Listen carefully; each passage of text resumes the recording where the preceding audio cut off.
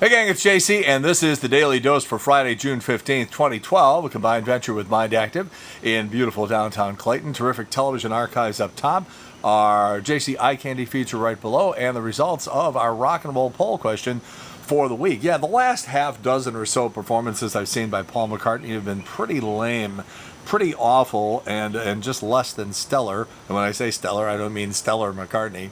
But, the question is it time for Paul to hang it up? And the overwhelming percentage, 49%, say maybe he should perform a much more limited repertoire that requires a little less in terms of vocal and physical demands, maybe not so much jumping around on stage.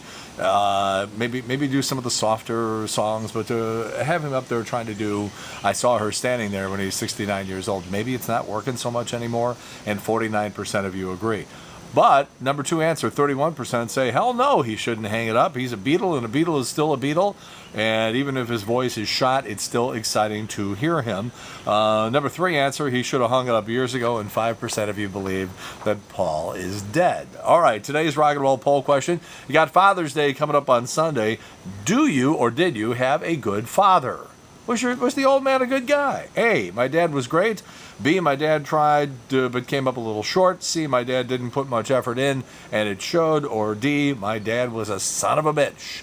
Please answer down in the corner. We'll have results for you on Monday. And we are updating the Daily Dose on Mondays and Fridays here at JC on the line. That'll end up changing again at some point. But for right now, with a lot of other stuff that I got going on, we're moving and everything like that. That's about what I have in terms of the ability to put time into stuff like this. All right, but we'll get back to a daily thing down the line. Father's Day is, as I said, coming up on Sunday. Maybe you're watching this and Father's Day is already over. But recently, my sister sent me a box of my dad's stuff. My dad passed away about 5 years ago.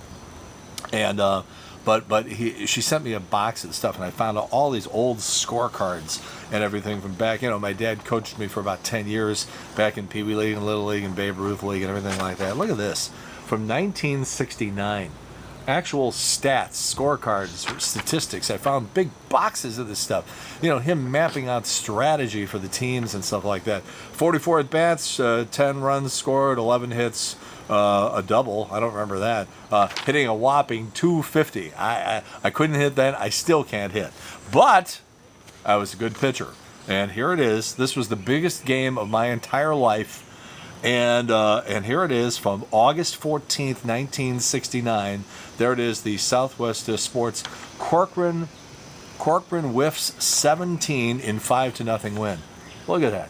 Isn't that amazing? He kept that his entire life. And I just found it in a big box of stuff from August 14th of 1969. Fathers can be amazing guys. All right, we're going to talk about schmucks today here on the Daily Dose. We're going to talk about schmucks. Deb Peterson, the gossip columnist for the Post-Dispatch, has had her column discontinued by the paper, and I find that interesting because she's been writing crap about me for 10 years while working for KTRS and saying wonderful things about that place and always printing the company line. Now they got another guy. We're talking about schmucks today. Now there's another guy who's also working over there, and we're going to get to that because there's an issue of objectivity. Because if you're writing a blog or you're writing for the newspaper, for heaven's sakes, part of your job is to be objective, even if you're the gossip columnist. Now, what chance do you think you have of being objective and printing something other than the company line if you're working for the station you're supposed to be reporting on? Do you ever think that a writer could be critical of a place if you're already working there? Every community, by the way, should have bloggers writing, snarky stuff, as they say, or gossip columnists and stuff like that. And Jerry Berger did a fantastic job at it. But now you get a hack like Deb Peterson come in, and and now you got these bloggers.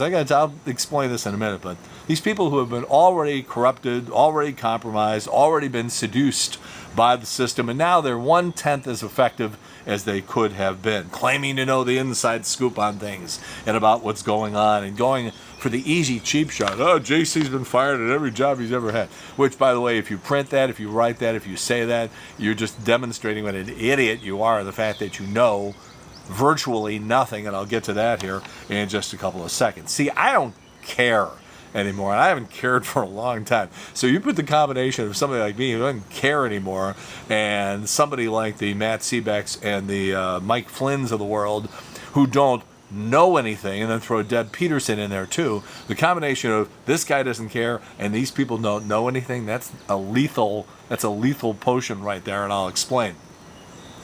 How would you ever profess to even know some of the most insignificant aspects of the people that you report on, like me, for example? How would you know what I'm up to next, what I'm thinking, what my motivations are, where I'm going?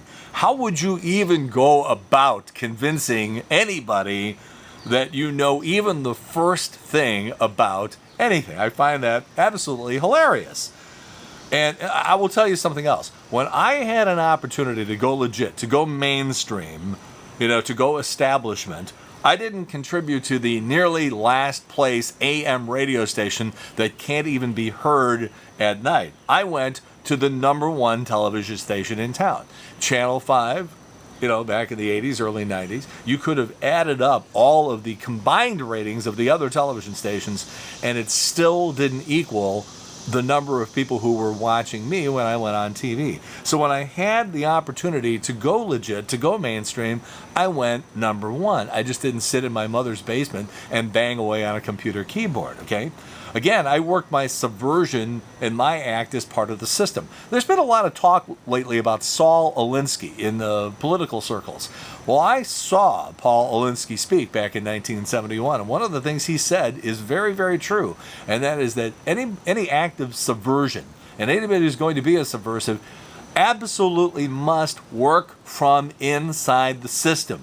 You cannot do it from outside the system. And so I already knew that, and that's what I always did.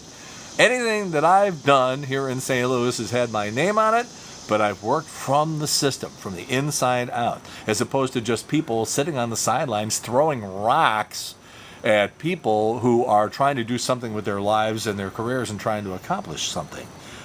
Mike, you had a shot at being as cool as me, all right?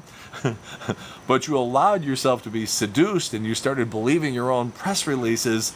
That is a rookie mistake, and you already blew it. And it's too bad, because I thought you might have actually had something there for a while. So to Mike Flynn and Matt Sebeck and Deb Peterson, the know-nothings, the people without any connections, the people who are trying to do everything I've already been doing for almost 3 decades. Okay, so there wasn't an internet until just, 12, 15 years ago, whatever the case may be. But I did it, and by the way, I made a fortune doing it. I love the way you pretend to be able to be monetizing what you do. It just cracks me up. Oh, and by the way, one other thing. They never got me for anything. No illegitimate kids, no failure to pay child support, no DUIs, no being chased down by the police, no illegal drugs. I never crashed my car. I never declared bankruptcy. No domestic abuse. No bad business deals. Never lost a lawsuit. Never had to go into rehab. Never been charged with a crime. They never found a body in my house, and they tried real hard, but they never did it. And for the record, by the way, I've been fired 4 times. Twice by KTRS and once by KMOX. All right? That ought to tell you a lot right there. I wear it like a badge of honor, okay? Oh, man. Hacks and know-nothings and people who just blew their shot by making stupid rookie mistakes. Sort of sad. All right. And JC continues to roll on. Father's Day weekend. 10th anniversary of the passing of Jack Buck coming on Monday, so you can expect to see a lot on all that. And, of course, it was only 4 days after that Darryl Kile passed away. So this team and this franchise got rocked pretty hard 10 years ago coming up on Monday, and then subsequently 4 days after that for Darryl Kile. All right, just how far will fans go to get a good seat at the ballpark? That's JC's Eye Candy today. Out in San Francisco, a guy with a water-propelled jetpack hovering around out in McCovey Cove out in San Francisco. It's amazing. I don't know how you hold your beer and your nachos while you're trying to run this thing, but it's pretty cool video. It's JC's Eye Candy, and it's right below what you're looking at right there. All right, we update on Mondays and Fridays. Everybody have a great Father's Day weekend. How was your father? Was he any good, or was he a schmuck? please answer our rock and roll poll question in the corner. We'll have results for you on Monday. In the meantime, that's it. JC's Daily Dose for Friday, June 15th, 2012. A combined venture with Mind Active in beautiful downtown Clayton. And in the meantime, we've beaten this one to death. Have a good one. See you later. Bye.